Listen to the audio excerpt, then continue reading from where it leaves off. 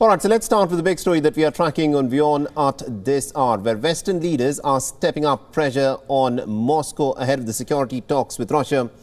The top American diplomat, Antony Blinken, has said that the upcoming talks will not succeed so long as there is a gun that is pointed towards Ukraine's head.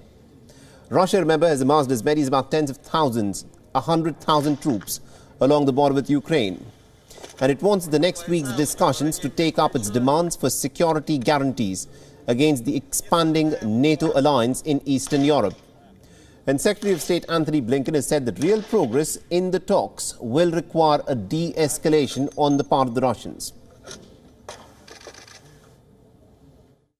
If Russia nonetheless chooses to escalate, we will respond swiftly. The United States, Germany, and our allies and partners, including at NATO, the European Union, the G7, have been very clear that Russia will face massive consequences for renewed aggression against Ukraine.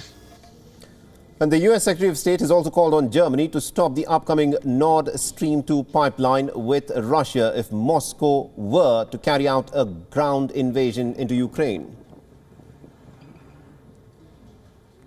Regarding the pipeline itself, as I said, it's not operational. And from our perspective, it's very hard to see gas flowing through that pipeline for it to become operational if Russia renews its aggression on Ukraine. Meanwhile, the EU's foreign policy chief travelled to Ukraine in a show of support for the embattled nation.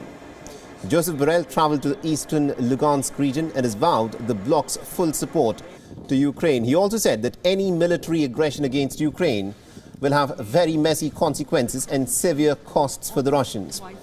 This is the first EU High Representative visit to the region since the outbreak of the conflict way back in 2014.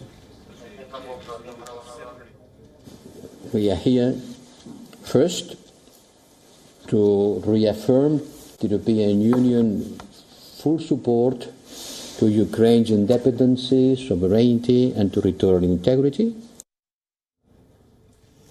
Now, after the Geneva talks, Russia will also hold meetings with the NATO and the Organization for Security Cooperation in Europe. The West is trying to deter Moscow from launching an attack on its ex-Soviet neighbor. The Bund has warned Putin directly in 2 phone calls against any kind of a ground invasion.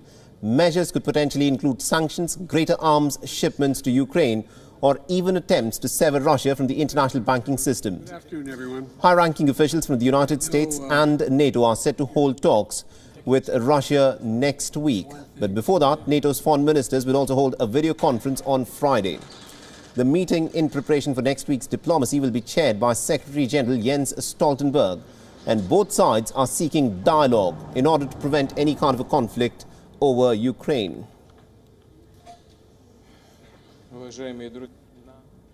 All right, now to give us more insights in terms of how the European Union would, of course, want to approach these negotiations with Russia, we are joined in by our correspondent Trent Murray, who's joining us live from Berlin. Trent, thank you very much indeed for joining us in this broadcast. Now, this is a very interesting set of negotiations that will take place over the course of the next few days, starting from the 9th of this month. And we also saw, for the very first time, a very high representation from the European Union visiting Ukraine. How is the EU approaching these talks? Yeah, well, you are absolutely right. We are about to enter a very critical few days as Europe and its allies try to work on diffusing these tensions which are building on the border of Ukraine after President Putin amassed an enormous number of troops on that country's doorstep. Those talks coming up in both Geneva as well as Brussels with NATO. Even today, we are seeing some smaller discussions between France, Germany, Russia and Ukraine in a setting called the Normandy format, which has been a forum for those 4 countries to discuss tensions in the past.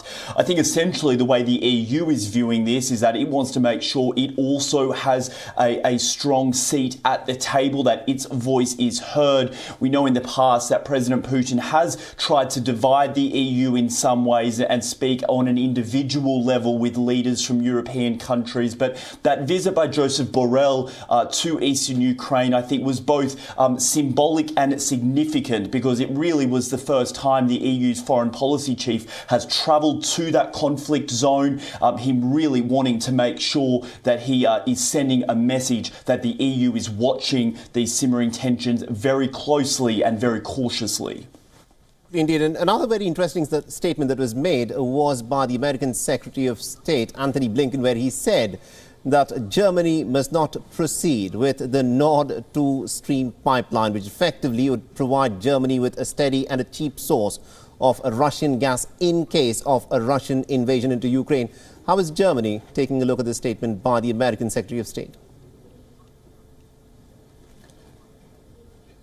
Well, that statement really won't be a surprise to Berlin, because they know that the Nord Stream 2 gas pipeline really has been the cause of quite a bit of division between the US and Germany. Just to give you a bit of context, Nord Stream 2 is a 1,300-kilometre undersea gas pipeline which has just been constructed, which essentially connects Russia directly to Germany, and we'll see Russian gas flowed here.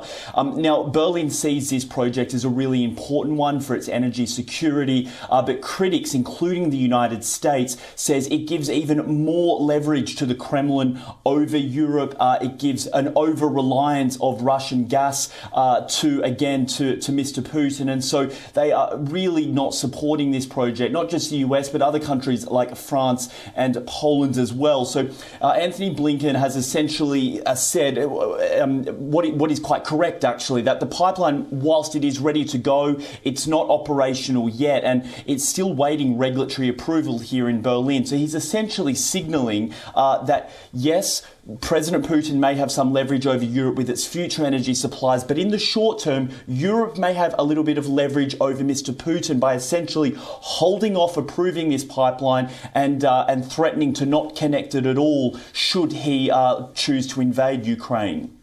Indeed. Thank you very much indeed, Trent Murray, for joining us from Berlin and getting us this important perspective on how these negotiations, of course, are likely to unfold in the days to come.